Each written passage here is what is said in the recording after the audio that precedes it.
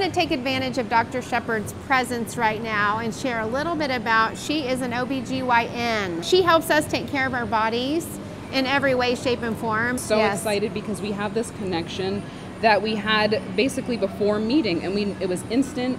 It was like we had the same goals and objectives, and now here we are today. How do you get through the stories that you hear on a daily basis? I think medical school really prepares you to have a clinical mind, and then as a person, you have that empathetic mind. Yes. And so it's a balance to play between where am I right now clinically, because I want to help you in a medical way, right, but hearing the story and saying I want to show you empathy for the emotion that you're going through, and finding a way to marry that, which is hard. Do you take it home with you? I don't. I've really learned not to, because there are a lot of things that can transpire to my family, which I wouldn't necessarily want to. There are few, I will say that you have your few patients that your mind or your heart. Those are the ones that, you know, I might bring home as they're feeling how I can help emotionally. Right.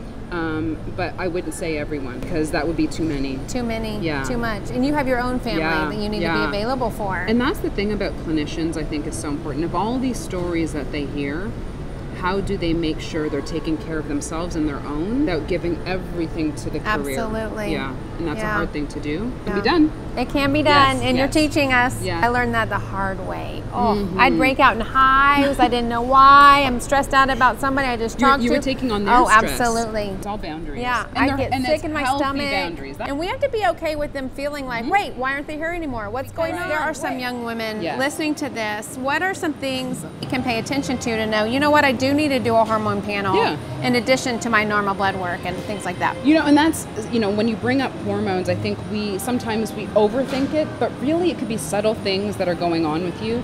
And hormones are very sensitive. They're very finicky. So it can be anything from your thyroid that's, you know, changing, or your reproductive hormones that sometimes you might need to have a look at it, no matter how old you are. Certain reasons why we'll do it, you know, because of age. And so that was maybe one of the most misleading things in your case of why there was no hormones running, because you're like, oh, you're too young, you're too young. I do believe that there is a responsibility, you know, a personal responsibility when you don't feel like you want to feel, to let someone know.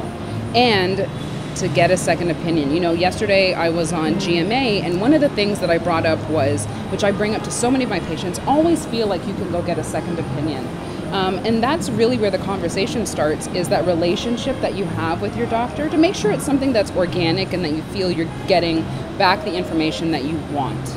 And not necessarily like it's right or wrong, but just like there's that connection. Kind of like how we have a connection. Yes. How often do we not want to bug our doctors, and we feel hushed and they don't want to hear what we have to say, or they're going to dismiss maybe these silly little feelings or experiences that we're having. Yeah. I love your saying, we've got to speak up. We have to take charge of our health, because no one else is going to.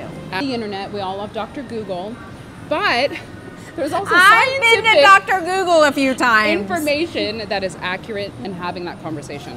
And that is the key. So knowing what our options are. So if you're suffering in silence, whatever that looks like, and you don't know your options, I'm encouraging you to go to Dr. Shepard and figure out what your options are, because she will let you know.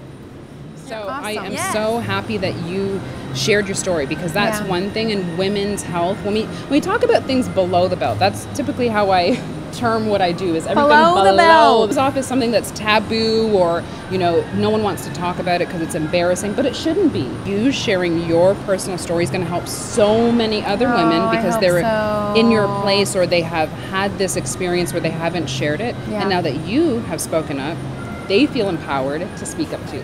When Dr. Mills spoke, that really touched my soul as far as connection, you know, and she was saying that, you know, even though there is, you know, social media and we're surrounded by people so much, that doesn't always mean that you're connecting with people or that you can't be lonely. So that spoke to me as well, and so thank you for that. Thank you. Well, thank you for saying that. That means a lot to me. Yes. Stories that are shared in my exam rooms with other women, that's what really brings me back to, there are other people who are suffering. And if you find like how to actually look for gifts along the way, you find them more and more. But when people like negate finding those little nuggets on the rough, and they're like, nothing ever works out, I'm like, you're just looking in the wrong spaces. That's what I love. Thank you, Dr. Shepard. You heard it first here. Yay!